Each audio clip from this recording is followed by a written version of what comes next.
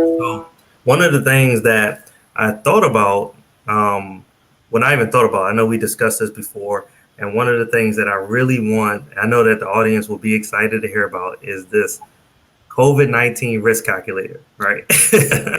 So, I mean, when I saw that, right, I saw on LinkedIn, I was so excited, man. I was like, oh my goodness, what is this? And so, yeah, I definitely did research on it, and then I went ahead. I said, all right, what I'm going to do, I'm going to put my information in there, go through the process, and see what came out of it. And so for me, I came back with a point zero 0.08, which I'm excited about. I guess that's cool. I don't know. I sent it to a couple of my friends. They came back with like maybe a little bit lower, maybe a little teeny bit higher. But yeah, so that's something really exciting that you did, right? Being able to create a tool that provides an assessment for individualized risk for mortality from like COVID-19, right? Exactly. And so I mean, that's the story now. Everybody's talking about COVID-19, talking about the vaccine that come out. They're talking about, nobody knows, what age range it is. It's so much of the unknown, Right. right? And so what this is providing, and of course there's some caveats in there and things like that. If they read once they go in there, definitely I'm just going to say this to the audience. If you are going to use the calculator, make sure that you read everything that it's saying because it's providing some good details in there about, it does not cover things, and you can correct me if I'm wrong, Dr. Harvey, things like, existing diseases, things like that you already have in there. So don't go in there thinking, oh, I'm good to go, or I'm not good to go, just because of that. But really read everything that's on there, and then once you take the risk calculator, you get your results, then you can kind of go from there, and they're constantly updating it, right? But yeah, so tell us a little bit about that, like what steered you in that direction, and what it does and how impactful it is. Yeah, yeah. So really, it's a calculator that calculates the risk of mortality from COVID-19 and currently uninfected individuals, right? Hmm. And it's based on the input of some risk factors or risk factors associated with pre kind of medical health conditions. We're looking at community level attributes, like your current state of residence, Hmm. geographical location. Um, Demographic stuff, right? exactly, we're looking at things like BMI, your body mass index, all the way through to behavioral aspects like Hmm. smoking or non-smoking, or have you smoked in the past and have you quit, things like that. So we're pulling all of that data together in an effort to really just when you think about equitable vaccine distribution, right? Hmm. A lot of organizations are interested in who are the individuals at the highest risk so that they can be prioritized for the vaccine, right? So we've Hmm. had multiple organizations, including the Veteran Affairs, the VA, as well as NIH, that have been interested in using our tool to help them understand across their organization who has had the highest risk, who has the highest risk, and who should be prioritized for vaccines first. Because what you want is you want an equitable process for the vaccine distributions. Right, right. This is really calculating your score, knowing your risk, is a way to make sure that an organization does that in an equitable manner. Now, one other kind of consideration that we put into play was, when we were developing the actual tool, we had to create it in a way in which the scientists in the organization, they come to the data scientists and they say, hey, data scientists, we want you to take this very, very complex statistical model that we created in R. Hmm. Oh yeah, these are. Right, right. Yeah, in R. Nice, nice. Yes. So most of the statistical scientists actually use R, right? So Ah. those those scientists that are working in healthcare, specifically, genetics and genomics, there's many suites of packages that are in R that don't exist in Python. So most of the healthcare scientists are using R at a disproportionate rate than Python. But when you think about data science in general, it's the other way around. It's disproportionate from Python to R because most of the data scientists are using Python. But Mhm. the point was is that like these complex models that are being created by these statisticians have to be broken down so that they can be expanded, like using a technology like Java, so that you can create these really cool applications that interface with the underlying statistical methodology. So for this particular, for the COVID-19 risktools.com mortality risk calculator, I had to take this risk calculator that was doing things like imputations across the data. It was doing things where it was statistically correlating three or four different attributes across the risk, the CDC measures for mortality in certain geographical locations, Mhm. healthcare, kind of records associated with the mortality for different behavioral aspects, and they created a model that pulled all that together. So my job was um, understanding underlying statistics, taking a R program and recoding that in Java, right? Mm. And yes, yes, Oh and, man. and and then creating an application on top of that Mhm. that was user friendly and allowed the U.S. population, right? When you think about an individual user, access the tool and run their score. So as of right now, we've had close to 1.5 million Americans that have access to the tool and run their scores using that COVID-19 risk calculator. So you can think about the implications that it's had across the United States. Yeah. Oh my goodness. I mean I mean that's a lot of individuals, across the US that have utilized the tool, I mean, I know that, when probably about within the past 2 days, I've sent the tool probably to about 15 to 20 people and they've all used it and came back, and honestly, Awesome. it gives, I mean, and at the end of the day, you're not saying that is going to impact them this way or not, which is good, right? What you're saying is based off of the data that is there. This is the give or take risk, right? That comes into play, and Gotcha. that's good. And people need to understand that when going in, right? Don't come out and say Hallelujah, I'm good. I'm good. Thank you. I'm never.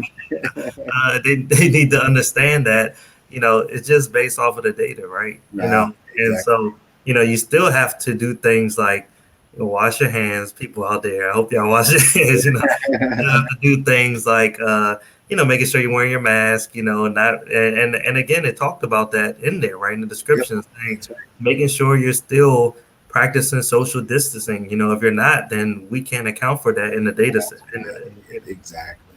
So that's cool, man. Oh man, it's.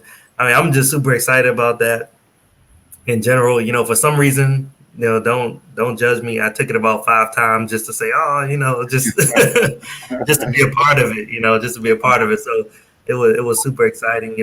But yeah, so going from there, right? I know that a lot of people have um, that are listening to this podcast, right? There's like I said, I do have an audience that is part of the younger generation, right? Early 20s, mid 20s. Some Bowie State University individuals, right? They're bringing in a data science program out there. So I've reached out to a couple people that I know that are interested in this, from Bowie State. What advice for the younger generation who wants to get into data science do you think that they should have, right? I mean, I've talked about soft skills. I've talked about critical thinking. I've talked about teaching, a little. Well, you talked about teaching actually on here, right? Being able to regurgitate the knowledge is always key. What advice would you give to the younger generation that wants to get into data science? Yeah, that's a phenomenal question. Um, so what I would what I would say um, is data science is a big area, and because it's a big area, it gives you a unique opportunity to figure out things that you're passionate about, identify things that you're really extremely passionate about, right? And because data science is so broad, you can literally take something you're extremely passionate about and turn it into a data science problem, right? Mm. So if you're interested in, you know, a lot of times you'll hear people say, you need to try your best to align your career with your passion. Right? But Right. if I just went straight after my passion, I'd probably be, you know, we'd be playing basketball in some gym Basketball. right Yeah. now, or playing football, flag football in a rec league right now. You know, so the point is that you gotta align your interests with opportunities that are going to allow you to be successful in your careers, right? But from a data science perspective, you can go back to those passions and then hone in on your skill set by applying data science techniques to the things that you're passionate about, which either may have a immediate impact in society or might be something that you can use to kind of sharpen your toolkit, or add more tools to your toolkit, or sharpen your Swiss Army knife, right? So really think about opportunities that are out there for you to challenge yourself, but also challenge yourself with things that you're interested in, so that you can have the motivation to go out and start projects on your own, right? Because it's really important as a data scientist to um, learn about new areas that you can apply your different skill sets to. But most importantly, it's about kind of the self generated aspect of figuring out problems, right? Mm. You know, going after something, you know, working on it day in, day out, and figuring out a problem, and then Mm. solving that problem. So if you can do that, and you can line that with your passion. So I've seen, I worked with one of my really close friends. He was one of the lead analytic directors for the Orlando Magic, but he also did some consulting for the Oklahoma City Thunder. Mm. And I supported and worked on him with an analysis for the Oklahoma City Thunder, where he allowed me to kind of see the methodology and Mm. provide some suggestions on, what are the different types of methodologies that we could apply, given it was a big data set, or given the specific type of analysis and the SME perspective that I had as a basketball player in college. And that was extremely interesting to me, and I dug into it.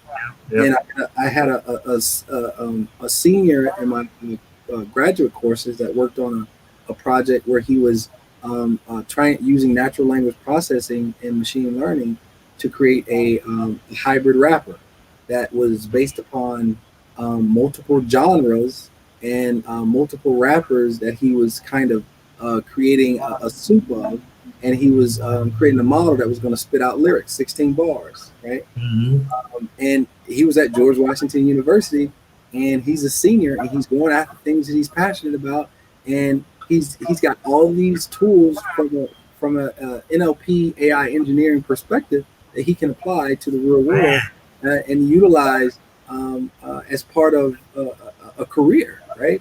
So really think about what you're interested in, find those problems, and seek after them, and hone in on your skill set, applying data science techniques to those problems to have an impact, as well as help grow your skills.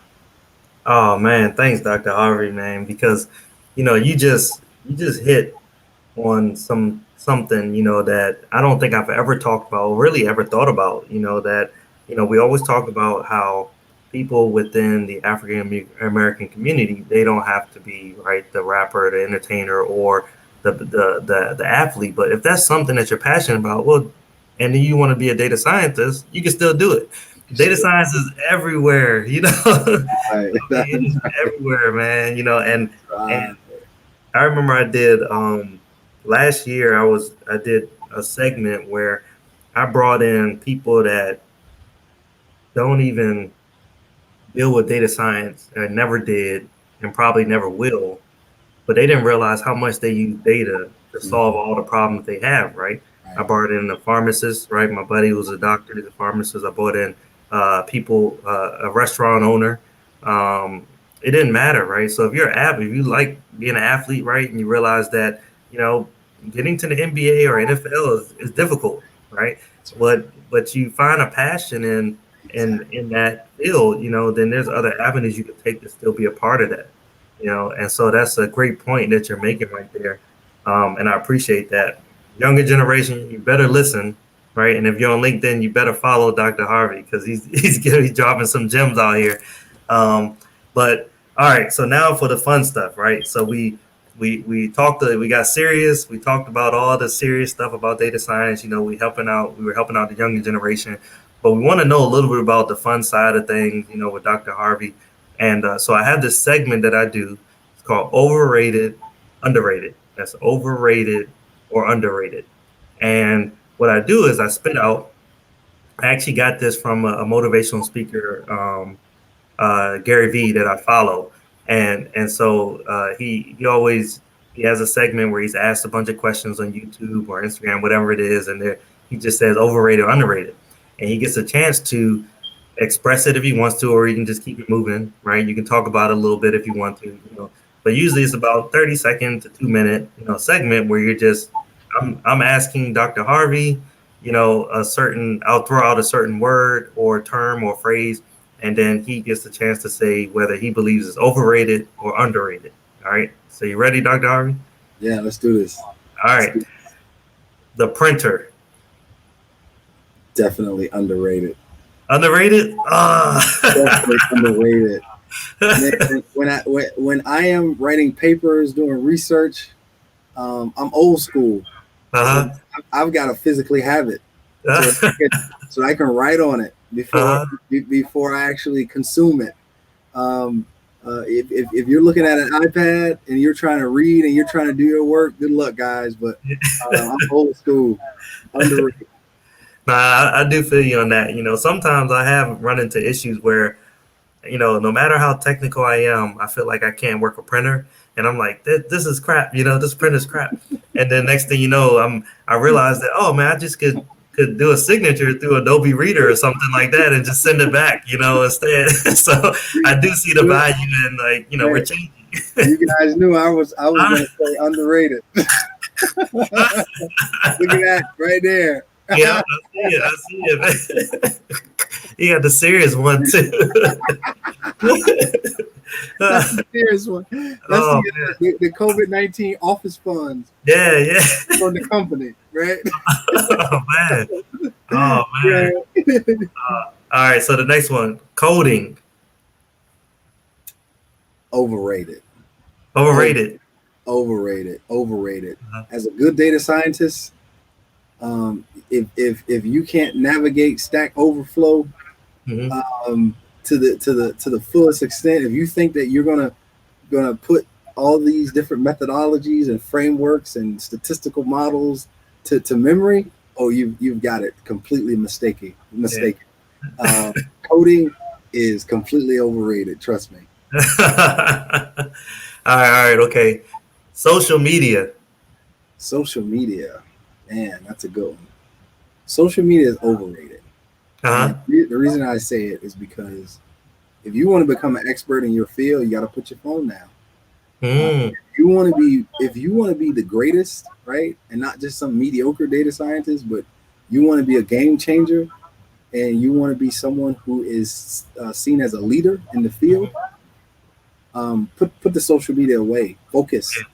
Get those 10,000 hours so that you can call yourself the expert. All right. Yeah, yeah, yeah. That's amazing, and you'll hear about it in and another podcast that I did, where a guy, his name, he was focused on, his name is Keith McCormick, Mhm. and he's on LinkedIn all the time, but he focuses on SPSS only, right? That's his thing, right? Mhm. SPSS. Yep. And so he was just talking about the 10,000 hours, right? Everybody, if you are trying to be an expert at something, right, you better get those 10,000 hours in and stop playing. That's for sure. That's All right. right. So the Super Bowl ring. Super Bowl ring. That Super Bowl ring is right where it's supposed to be at. Okay, okay, okay, Is okay. right where it's supposed to be at. Because if I could trade in, if my wife would let me trade in my wedding ring and wear a Super Uh-huh. Bowl ring, I'd do it. Because that's how important a Super Bowl could be for it's life changing. So I think the perspective from people is exactly where it should be. It is even. I'll say even for that one. Okay, okay, okay. That's good. All right. Cheese. Cheese, Yeah. man, cheese is definitely overrated. Oh, you think so? Oh yeah, cheese is overrated, man. Like you eat cheese, but after you eat it, you're like, that really wasn't that good, you know? I know some people who said, man, cheese is underrated, man. They would die for cheese, man. And your stomach gonna die for it too, man. So cheese. Oh man. Oh yeah, but I'm with you though. Like I can do with it, do without it. I'm not really crazy, Right. whatever. I'll cook my eggs sometimes. I'm like, oh, no cheese, whatever, and stuff. Exactly. So I get it. I'm with you, man. All right. Real estate investing. That's underrated, Hmm. especially in the DMV area. Uh, Yeah. I, man, if you have the means and the ability, I mean, and the financial investment goes hand in hand with the stocks and bonds as well. Um, Hmm. we as a people, we've got to get more financially literate, and we've got to start doing things outside of buying the 60 to 80 thousand dollar Range Rover and Right. the Right. Panamera Yeah. and Yeah. the G wagons, right? Mm, And we've got to start investing in our futures and our children's futures. So yeah. go get you a 529 for Hmm. your kids. Go get some properties. I'm pushing on going on 3 right now. So Nice. if you have the opportunity, just ask yourself. Imagine if your parents were able to give you a property when you graduated to kind of help jumpstart you going forward in the future as a new graduate from college, right? So ask yourself that, and Hmm. it's something that you should definitely try to provide for your kids. Yeah, yeah. I've known somebody. Actually, I follow Eric Thomas, the hip hop preacher, and then he has somebody on there, Jamal King. He's a real estate guy. He always talks about how you should put your money in the bricks, not the banks, right? That's And you use your assets to pay off those liabilities. right. Instead of buying those Jordans and stuff like that, you might not use some of the money that's coming out of the equity that's coming out of the house to pay that stuff off.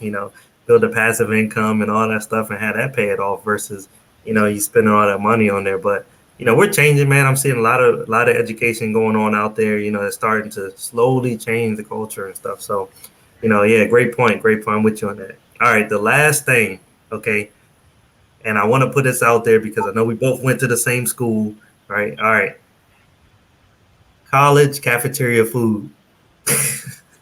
Oh man,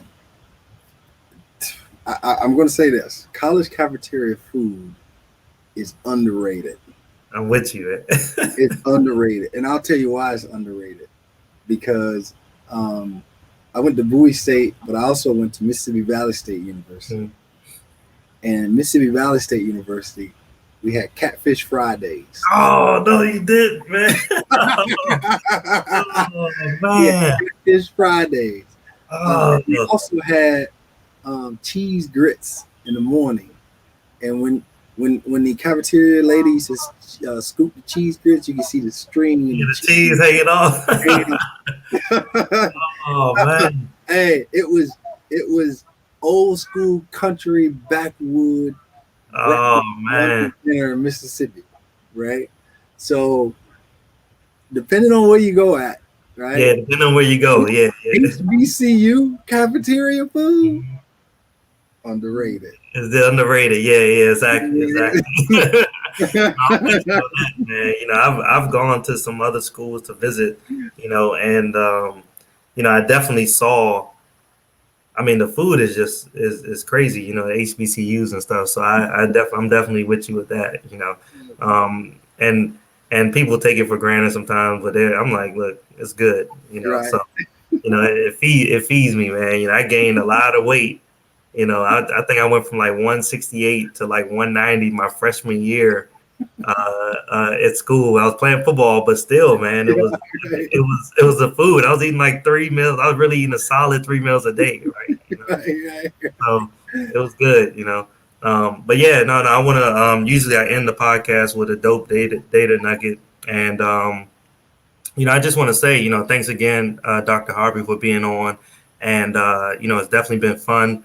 One thing that I've learned, from you is that self motivation is key, right? Whatever, if you're trying to be a data scientist, you're trying to go through that path, that journey that you went through to get to where you're at. Sometimes it's going to be lonely, right? It's going to be a lonely road. Sometimes you're going to go through some phases where you're kind of self-doubting. You have self-doubt and things like that. But self-motivation is something that's really key to get you where you need to go. And practice, practice, practice, and being able to come up with your own ideas and your own projects and stuff. And nobody really talks about motivation, right? Motivation is key. It's a big part because the field is so broad and so difficult, right? And so for you to jump in and say, I want to be a data scientist, you kind of got to slow down, get all your gear together, get your book bag and everything like that, and get ready, because it's you got to get your survival kit together, because it's definitely gonna get real. But yeah, thank you for being on the podcast. Is there anything that you want to say to the audience, at the end, or is there anything that you're working on um, that people should stay tuned for? Yeah, I mean, really, I just like to tell the audience it's all about relentless execution, right? Hmm. Set your goals, continue to push to be the best version of yourself, and every day, like it's the last day that you have, because you never know, right? Right. Um, Push to the limits, give it everything that you have. Don't give up on your dreams. Don't ever let anyone tell you that you can't do something. Anything is impossible. Believe in yourself, and the world is yours. If you push hard enough, the universe will bend to your will. Uh, Oh, man. you have to relentlessly go after what you have put on this earth to become, and you will get it. So, good, better, best. Never let it rest till your good is better and your better is the best. All right, man. You heard it. You heard it. Keep pushing and stuff. All right. So thank you all for listening to the Data is My Science podcast, the show that makes data your passion. This is your host, Dapper Data. Again, I appreciate you, Dr. Harvey. It's been an honor, a pleasure. Definitely blessed to have you on the podcast. You can follow me at Mr. Dapper Data on any of the social media links. As I always talk about, LinkedIn, YouTube, Twitter, Facebook, Instagram. I'm all over the place. Dr. Harvey, where can they find you at? Look for me on LinkedIn and shoot me a LinkedIn request, and let's connect. All right, cool, cool. Well, thanks again, and I'll talk to you later. Peace.